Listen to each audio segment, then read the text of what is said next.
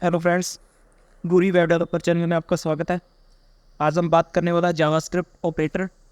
इसका एक पार्ट पहले आ चुका है, ये सेकंड पार्ट है इसका। तो पहले वाले पार्ट में अपनों ने जो पढ़ा था उसके बारे में वापस रिवीजन कर लेते हैं और आगे का पार्ट कंटिन्यू करते हैं। तो इसमें अपनों ने पढ़ा था ऑपरेटर्स के बारे में, और ऑपरेटर्स में सबसे पहले अपनों ने पढ़े थे अरिथमेटिक ऑपरेटर्स। इसमें था एडिशन करना, सब्ट्रैक्शन करना, मल्टीप्लिकेशन करना और मॉड्यूलस वगैरह, इंक्रीमेंट ये सब पढ़ा था अपनों ने, जो कि कैलकुलेशन करने में काम आते हैं। ये जो ऑपरेटर्स हैं ये सिर्फ कैलकुलेशन के अंडर ही आएंगे, इसके अलावा इसका और यूज़ नहीं है। अब आज उसके बाद अपने ने पढ़ा था असाइनमेंट ऑपरेटर्स। असाइनमेंट ऑपरेटर्स दो प्रकार के हैं, एक तो ये है सिंपल और ये compound, short and compound assignment. इसमें क्या होता है कि सिर्फ एक वैल्यू जो राइट साइड की वैल्यू है वो लेफ्ट साइड वाले वेरिएबल में ट्रांसफर कर दी जाती है या असाइन कर दी जाती है। और इस जो सेकंड अपने बात कर रहे हैं, इन ऑपरेटर्स की जो शॉर्ट हैंड असाइनमेंट है, इनमें क्या किया जाता है, असाइनमेंट तो हुआ होता है पर साथ के साथ एक कैलकुलेशन भी की जाती है, जिस जो सिंबल आपको लगाया जाता है।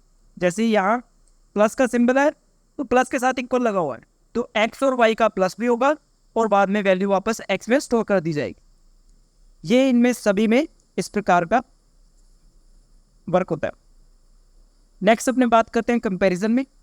अपने कोई भी कंडीशनल काम करना है, कोई भी कंपैरिजन करना है, तो इन ऑपरेटर्स का यूज़ किया जाता है। कोई भी कंडीशनल चेक करनी है, कोई वैल्यू दूसरी वैल्यू के इक्वल है या नहीं, ये चेक करना है, तो आप क्या करोगे, इक्वल इक्वल का यूज़ करोगे।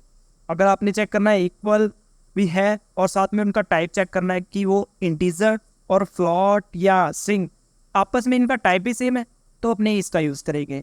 अगर अपने नॉट इक्वल चेक करना है, ये जो काम करता है नॉट इक्वल, वो इक्वल टू के अपोजिट काम करता है। जैसे कि कोई वैल्यू दूसरी वैल्यू के बिल्कुल इक्वल है, तो इस केस में क्या है, इक्वल टू अपने को ट्रू रिटर्न देगा। पर उसी जगह पे अगर अपने नॉट इक्वल लगाया तो वो फॉल्स रिटर्न करेगा। और ट्रू ये कब रिटर्न देगा, जब दोनों वैल्यू सेम नहीं होगी तो ये ट्रू रिटर्न करेगा। इसी प्रकार यहाँ लिख भी रखा है, नॉट इक्वल वैल्यू और नॉट टाइप इक्वल, जब ये दोनों कंडीशन में से कोई भी चीज जो इक्वल नहीं होगी तो ये ट्रू रिटर्न करेगा। फिर आते हैं ग्रेटर देन और लेस देन। कोई वैल्यू को दूसरी वैल्यू से बड़ा कंपैरिजन करना है या छोटा कंपैरिजन करना। साथ में आता है कि ग्रेटर देन और इक्वल, लेस देन और इक्वल। इसमें क्या है, एक ही कंडीशन के अंदर दो चीज़ों का चेक कर लिया जाता है कि वो ग्रेटर देन है या इक्वल है, उससे बड़ी है या बराबर है। नेक्स्ट आता है स्ट्रिंग कंपैरिजन। इसमें हमने स्ट्रिंग कंपैरिजन पे अपने पढ़ा था कि अल्फ़ाबेट्स को कंपैरिजन करते हैं, अगर ए बड़ा है बी से, ऐसा कुछ कंपैरिजन करते हैं, तो इनका जो आउटपुट होगा किस प्रकार निकलेगा, ए बड़ा होगा या बी बड़ा होगा, तो वो एक ऑर्डर में रहता है। जैसे एक नंबर पे है बी, 2 नंबर पे है सी, 3 नंबर पे है, तो जो जितना बड़ा ऑर्डर होगा उतनी बड़ी उसकी वैल्यू मानी जाएगी। जैसे सी बड़ा है बी से, ए बड़ा छोटा है बी से, इसी प्रकार जेड सबसे बड़ी वैल्यू है, ए सबसे छोटी वैल्यू। और बात करते हैं एडिशन में। स्ट्रिंग का अगर नंबर की तरह जोड़ा जाए, जैसे यहाँ दो नंबर जुड़ रहे हैं, अगर बात किया जाए दो नंबर जुड़ रहे हैं, उसमें क्या है, डायरेक्ट कैलकुलेशन हो जाएगी, इसका आंसर एक्स में 10 स्टोर हो जाएगा। अगर एक वैल्यू स्ट्रिंग की है दूसरी डायरेक्ट नंबर की है, तो वो डायरेक्ट जुड़ जाएंगी। इस केस में एक तरफ स्ट्रिंग है और एक तरफ क्या है, नंबर है, दोनों आपस में डायरेक्ट जुड़ेंगे। जैसे कि 5 + 5, उसका आउटपुट कुछ इस प्रकार से आएगा, 5 5। ठीक है। और अगर यहाँ बात करूँ हेलो वर्ड्स, उसके साथ प्लस जोड़ा है, हेलो वर्ड किसका है, स्ट्रिंग का, तो इसका भी आउटपुट कुछ इस प्रकार आएगा, हेलो 5। इस प्रकार का उसका आउटपुट आएगा, डायरेक्ट जुड़ जाते हैं स्ट्रिंग, इसकी कैलकुलेशन नहीं होती जब कोई भी वर्ड स्ट्रिंग में आ जाता है। नेक्स्ट होते हैं लॉजिकल ऑपरेटर। 3 प्रकार के लॉजिकल ऑपरेटर्स होते हैं, एंड और नॉट, ये तीनों। इनके सिंबल और इनका कार्य याद रखना है, आगे इन फ्यूचर अपने जैसे प्रोग्रामिंग में इनको यूज़ करेंगे तो आपको ये अच्छे से समझ आ जाएगी। तो एंड का क्या यूज़ किया जाता है, इसके दोनों तरफ कंडीशन लगाई जाती है। ये क्या है, ट्रू तब रिटर्न देता है जब दोनों तरफ लगाई गई कंडीशन ट्रू हो जाएगी, तो ये भी क्या रिटर्न कर देगा आगे, आउटपुट ट्रू रिटर्न कर देगा। और दोनों में से कोई भी एक कंडीशन फॉल्स होती है तो ये फॉल्स रिटर्न करता है, पहले में ये। और में क्या रहता है, दो कंडीशन होती है लेफ्ट और राइट साइड दोनों तरफ, बट दोनों में से एक कंडीशन अगर ट्रू हो जाती है तो ये ट्रू रिटर्न कर देगा। और नॉट की बात करते हैं तो नॉट के राइट साइड में एक कंडीशन लगाई जाती है और ये कंडीशन के आउटपुट को अपोजिट आउटपुट में बदल देता है। जैसे कि कंडीशन लगाई है, उसका आउटपुट अगर ट्रू आ रहा है तो नॉट क्या करेगा, उसको फॉल्स में कन्वर्ट कर देगा। अगर उसका आउटपुट फॉल्स आ रहा है तो ट्रू में कन्वर्ट कर देगा। टाइप ऑफ, किसी भी वेरिएबल का टाइप चेक करने के लिए अपने टाइप ऑफ यूज करते हैं। इंस्टेंस ऑफ, अगर आपने क्लास या कोई ऑब्जेक्ट बना रखा है तो कोई भी वेरिएबल या कोई भी वैल्यू जो आ रही है क्या उससे रिलेटेड है, तो वो चीज़ पता करने के लिए इंस्टेंस ऑफ का यूज़ किया जाता है। ये भी अपने इन फ्यूचर आगे यूज़ करेंगे। अब बात करते हैं बिटवाइज ऑपरेटर, जो इस चैप्टर का पार्ट है। इसमें सबसे पहले अपने पास आता है एंड ऑपरेटर्स। एंड ऑपरेटर क्या करता है, जैसे अभी लॉजिकल एंड पढ़ा है सेम वैसा ही कार्य है, बट ये बाइनरी के साथ होता है। इसको समझने के लिए अपने को कुछ ना कुछ बाइनरी का पता होना जरूरी है। बाइनरी क्या होती है, किस प्रकार, इस चैप्टर में अपने बाइनरी के बारे में डिस्कस नहीं करेंगे, अपने डायरेक्ट चलते हैं इसके आउटपुट को। अब यहाँ देखो 5 and 1 ऐसा कुछ लगा रखा है और उसको कंपैरिजन क्या करेगा, स्ट्रिंग में कन्वर्ट करने के बाद वो ऑटोमेटिकली स्ट्रिंग कन्वर्ट करेगा। जो उसकी स्ट्रिंग बनेगी उसको अगर वापस अपने डेसिमल में बदलेंगे तो उसका आउटपुट 1 आ रहा है। ये कैसे हुआ, इस चीज़ को अपने समझते हैं। सबसे पहले अपने क्या लिया, 5 और एंड 1 ये था। और 5 की अगर बात करते हैं, सबसे पहले मैं 5 को यहाँ लिखता हूँ। 5 की बाइनरी क्या बन रही है, यहाँ देखो 5 की बाइनरी देखते हैं। 5 की बाइनरी है 0 1 0 1, अपने क्या लिखते हैं 0 1 0 1, ये 5 की बाइनरी है। अब यहाँ एक और 1 की बाइनरी लिख लेते हैं, 0 0 0 1, ये 1 की बाइनरी है। अब इन दोनों के बीच में क्या लगा हुआ है, और तो एक जो तीसरे नंबर पे जो बाइनरी बनने वाली है वो कुछ इस प्रकार बनेगी, 0 और 0। एंड क्या कहता है, दोनों तरफ कंडीशन ट्रू होने पर मैं ट्रू रिटर्न दूंगा, एंड यही कहता है। अब यहाँ 0 का मतलब फॉल्स है, 1 का मतलब ट्रू है।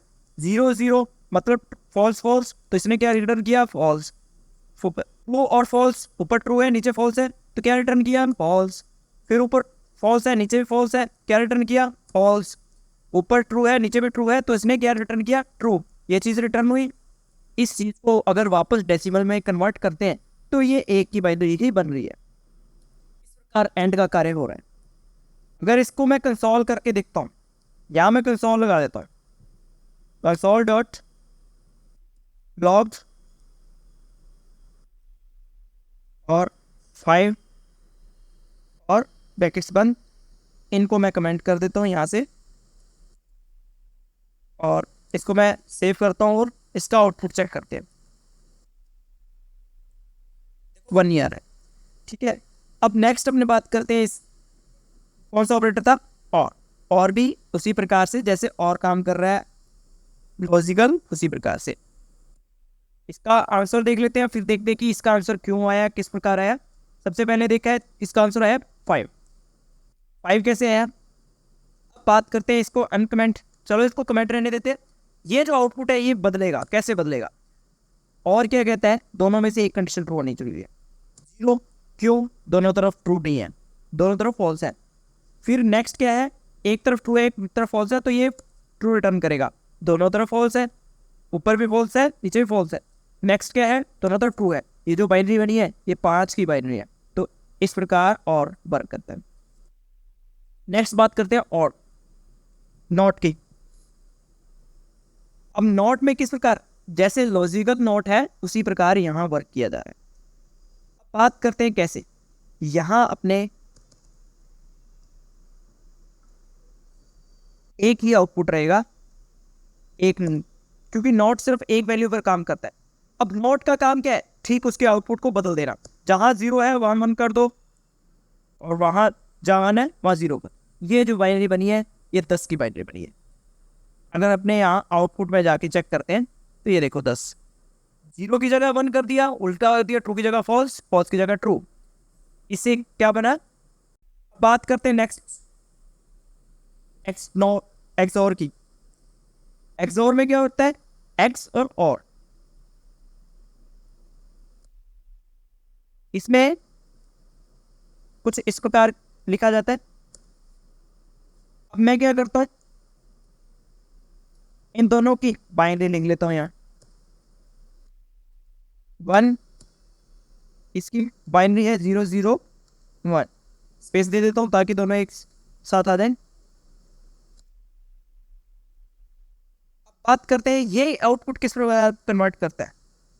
सबसे पहले तो अपने को क्या करना है, अपने को वो वैल्यू देखनी है जैसे यहाँ चलते हैं, ऊपर भी 0 है नीचे भी 0 है, तो ये फॉल्स फॉल्स रिटर्न क्या करेगा, फॉल्स। एक्सोर का ये वर्क होता है। और अगर यहाँ बात करें, एक तरफ ट्रू होते ही इसने ट्रू रिटर्न कर देना। फिर आगे क्या है, दोनों तरफ फॉल्स है तो इसने फॉल्स रिटर्न करना है। नेक्स्ट आगे दोनों तरफ ट्रू है तो भी ये क्या, एक्सोर होने की वजह से ये क्या करेगा, फॉल्स रिटर्न करेगा, तो यहाँ भी 0 रहेगी। एक्सोर क्या करता है, अगर फॉल्स है दोनों तरफ तो भी क्या रिटर्न करेगा, फॉल्स। अगर दोनों तरफ ट्रू है तो भी क्या रिटर्न करेगा, फॉल्स। अगर दोनों में से एक कंडीशन ट्रू है तो ये ट्रू रिटर्न करता है। ये एक्सोर का काम है। तो यहाँ इसका जो आउटपुट आएगा वो 4 आएगा।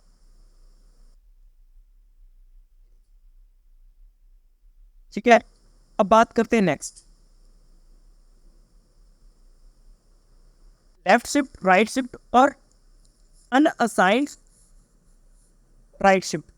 अब बात करते हैं राइट शिफ्ट और अनअसाइंड राइट शिफ्ट में एक अलग ही लॉजिक के रूप में इसका डिफरेंस रहता है। पर यहाँ अगर बात करें कोई खास डिफरेंस नहीं है। और अपने पहले लेफ्ट को समझते हैं फिर राइट।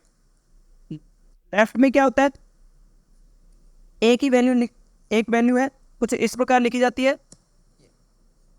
अब यहाँ क्या होगा,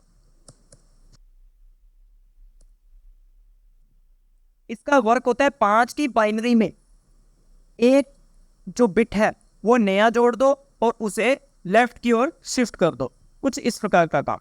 अब मैं नीचे नई बाइनरी बनाता हूं इसकी, ये लेफ्ट की ओर शिफ्ट होंगे तो जो फर्स्ट नंबर पे इस साइड की जो वैल्यू है फर्स्ट नंबर पे वो हट जाएगी, क्योंकि ये लेफ्ट को शिफ्ट हो रहा है।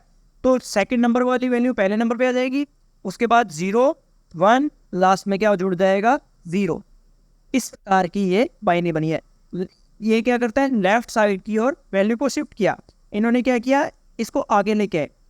ये एक फर्स्ट नंबर पे आ गया, जो फर्स्ट के बाद 0 था वो सेकंड नंबर पे आ गया, और जो थर्ड नंबर पे या फोर्थ नंबर पे है उसको थर्ड नंबर पे ले, और लास्ट में फोर्थ की जगह पे एक नया बिट ऐड कर दिया, 0। बाय डिफॉल्ट जो ऐड किया जाता है वो 0 ऐड किया जाता है। ये होता है लेफ्ट शिफ्ट। सारी वैल्यू को लेफ्ट साइड शिफ्ट कर दिया, उसमें से एक वैल्यू हटा दी। अगर मैं यहाँ 2 लिखता तो यहाँ से 2 वैल्यू शिफ्ट होती, ये 2 हटता और लास्ट में डबल 0 और जुड़ते, ये दोनों चीज हट जाती। इस प्रकार ये होता है डबल शिफ्ट। अब हमने सिंगल शिफ्ट कर रहे हैं और यहाँ एक वैल्यू लिखता हूँ और मैं इसको सेव करता हूँ और रिफ्रेश देखता हूँ। देखो ये 10 की, और यहाँ भी चल के देखते हैं तो इसका आउटपुट क्या रहा है, 10। ये क्या कर रहा है, लेफ्ट साइड को वैल्यू शिफ्ट कर रहा है। एक 0 बढ़ा दिया जाएगा राइट साइड पे और वैल्यू को लेफ्ट साइड मूव कर दिया जाएगा और लास्ट की एक वैल्यू को हटा दिया जाएगा। आप इसको कुछ इस प्रकार भी पढ़ सकते हो कि राइट में एक 0 जोड़ी जाएगी और लास्ट की जो फर्स्ट लेफ्ट साइड की है एक वैल्यू हटा दी जाएगी। इस प्रकार भी आप इसको याद रख सकते हो। नेक्स्ट बात करते हैं राइट शिफ्ट की। सेम इसके अपोजिट वर्क है। इसी की अगर मैं बात करूं तो यहाँ जो ये आउटपुट था कुछ इस प्रकार होगा। अब क्या है, इस प्रकार एक वैल्यू जोड़ी जाएगी और ये लिखा जाएगा। अब वैल्यू है वो राइट साइड की हटेगी, लेफ्ट साइड में 0 ऐड हो। ये वैल्यू जो शिफ्ट हुई है ये आगे की ओर राइट साइड की ओर मूव हुई है। ये जो वैल्यू है ये आगे की ओर गई, इस साइड की वैल्यू एक हटी और लास्ट में 0 जुड़ी। इस प्रकार का बात हुआ है, इसे बोलते हैं राइट। अब ये जो बाइनरी बनी है वो 2 की बाइनरी है। अगर इसका आउटपुट देखें तो 2 आ रहा है, और यहाँ भी इन्होंने क्या बताया, अनअसाइंड के लिए भी ये सेम ही वर्क रहता है और इसमें सिंबल क्या लगता है, ट्रिपल लग जाता है। बस इतना ही है ऑपरेटर्स में। और इसके बाद एक ऑपरेटर्स और आता है, टर्नरी ऑपरेटर्स। उसके बारे में देखते हैं कि टर्नरी ऑपरेटर क्या होता है, किस प्रकार वर्क करता है। सबसे पहले अपने यहाँ टर्नरी ऑपरेटर बनाने के लिए इसको हटा देते हैं, इसके अंदर टर्नरी ऑपरेटर लगाते हैं। सबसे पहले तो एक कंडीशन रखी जाती है, मैं यहाँ कंडीशन लिख देता हूँ 20 बड़े होते हैं 10 से, और इसके बाद क्वेश्चन मार्क, ये टर्नरी ऑपरेटर लगाने का तरीका है। मैं एक सिंटैक्स भी लिख देता हूँ इसका, किस प्रकार।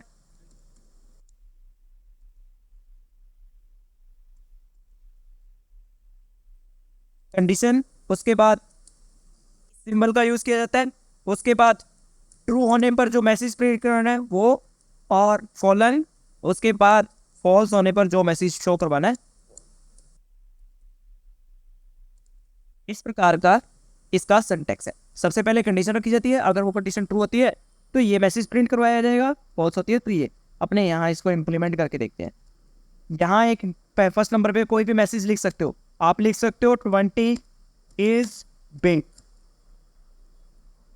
ठीक है, और कॉलर लगाना है। उसके बाद एक और वैल्यू देनी है, अगर ये कंडीशन फॉल्स होती है तो आप क्या लिख सकते हो, 20 इज स्मॉल। ऐसे सेव करता हूँ और इसका आउटपुट तो आपको पता है कि 20 है, और ये यही आउटपुट आएगा, ये ट्रू होगा कंडीशन 20 बिग। बात करते हैं, यहाँ आपको देख ही गया होगा आउटपुट यहाँ आ चुका है। इस साइड वाला जो वो अपने लिखा था HTML में वो चीज़ आ रही है। यहाँ एक कंडीशन लगा रखी है। अब मैं अगर इस कंडीशन को कुछ इस प्रकार कर दूँ तो ये कंडीशन क्या हुई, फॉल्स हुई। यहाँ कह रहे 20 बड़े होते हैं 100 से बड़े नहीं होते, तो ये काम नहीं करेगा, ये ट्रू पार्ट होता है, ये फॉल्स पार्ट। तो यहाँ फॉल्स पार्ट काम करेगा। ये देखिए 20 इज स्मॉल, यहाँ कंडीशन कोई भी हो सकती है। यहाँ मैं एक वेरिएबल ले लेता हूँ एज, जिसके अंदर मैं एक एज स्टॉक कर लेता हूँ। तो यहाँ मैं कंडीशन कुछ इस प्रकार लिखता हूँ, एज बड़ी है अगर 18 से, तो आप क्या लिख सकते हो, यहाँ लिख सकते हो वाटर, और यहाँ लिख सकते हो नॉट वाटर, ठीक है। अब इसका आउटपुट क्या आने वाला है, वाटर। अगर किसी की एज यहाँ कंडीशन में 10 कर दी जाती है तो उसका आउटपुट क्या रहेगा, नॉट वाटर। यही था ternary operator. Thank you guys, मिलते हैं नेक्स्ट वीडियो में।